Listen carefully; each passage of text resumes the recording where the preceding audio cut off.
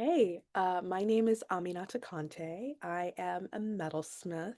I was born and raised in Brooklyn, New York, and that's currently where I work.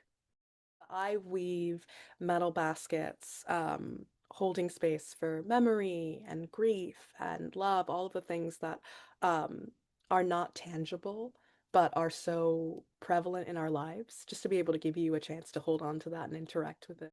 I always loved making in some way, and I'm very grateful that my mother was very supportive of that. I think when I got to college, envisioning how my life was going to go, I thought I would get a degree in graphic design. I remember I took a illustration class and I hated it.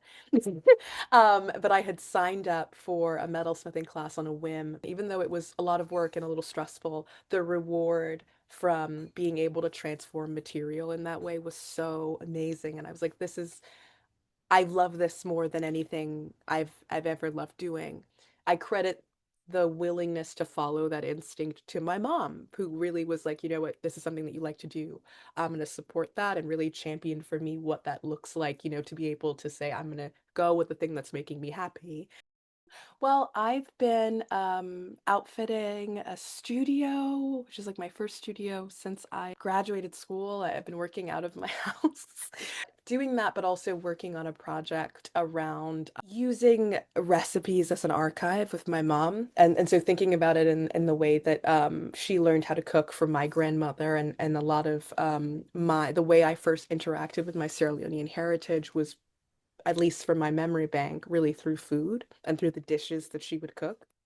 And so that sort of connecting line through the matrilineal lineage that exists, thinking about how to take that and turn that into a body of work that honors that effort and that labor. If you immigrate to this country, a lot of the things that people hold with them are their cultural traditions, their food ways, and I think a lot of that's a very unifying experience for first generation Americans. Just thinking about those different points of intersection and connection to the lineage and the heritage that I have from my mom that is to Sierra Leone, and bringing that a little bit more, connecting it a little bit more tangibly to the moment that we're in right now.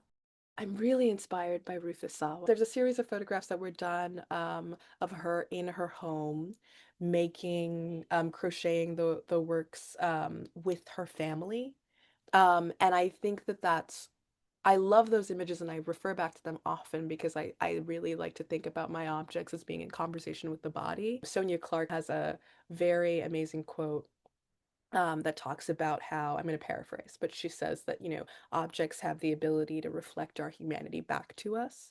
And I think about that in relationship to the Ruth Asawa images, but also the way in which that I think about the work as an archive, right? It's an archive of my hands in the making of it, but in that way, as in homage to the matrilineal line, it's also an archive of these other women who have paved the way for me to be here. There's an intimacy that people often express to feeling when holding, because they're made to be, held in the palm, cradled, you can balance one on a hip. And so it forces you, I think, to break down the boundaries a little bit between the way one would normally interact with an object.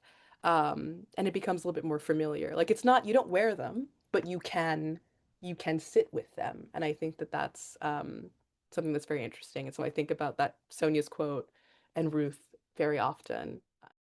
My first visit to Haystack, I think, was TAing for Funlola Coker, which was amazing and so much fun. And I was just like, Haystack is this magical, magical place.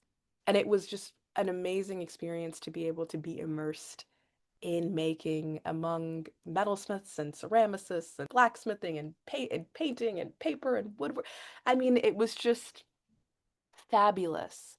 And I'm eternally grateful for Falola for asking me to do it, but I'm also eternally grateful for the community that has developed amongst Haystack. There seems to be such a wealth and warmth of wanting to incorporate different kinds of techniques and different kinds of people and put everyone in a space where we are all happy and willing to learn and exchange.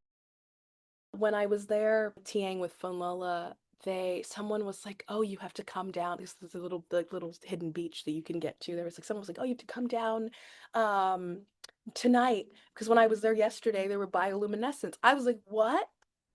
I'd never seen bioluminescence. And so that was like, I mean, we went down in the evening and the stars are so shiny and bright because there's barely any light pollution. And to see the bioluminescence was so amazing.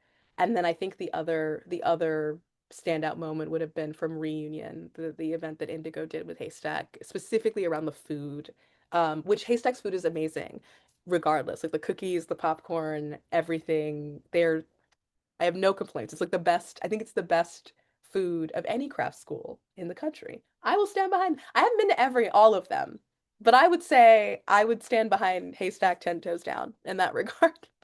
But during reunion, we were able to bring in a African American food scholar and chef and a Native American. I don't remember her specific regionality, but her name was Sherry Pocknett. And they together made some of the most amazing food. I'd never had any kind of sort of indigenous food before in terms of that. And so I was just like, this is so beautiful to be able to share that the meals together in that way and also learn about the reasoning behind or the cultural significance behind the food and also to hear the way in which they overlap, like the different foodway traditions overlapped across cultures, was really beautiful too. And Haystack provided the space and the time and the energy for that, and that was really beautiful. I want my work to stand at least, at the very least, as an opportunity for an invitation that others who look like me, or not even look like me, who share a similar journey, know that they can come in and make work as well, be an artist as well, tell their stories, and that they're meaningful and that they resonate with other people. I have, hopes and dreams, museums, Venice Biennale, all of these things. I don't know if that will happen, but at the very least, I want people to be like, oh, she's doing it. I can do it too. And like, because that's the most important thing is to be able to see someone else that you resonate with and know that it's possible. Um, yeah.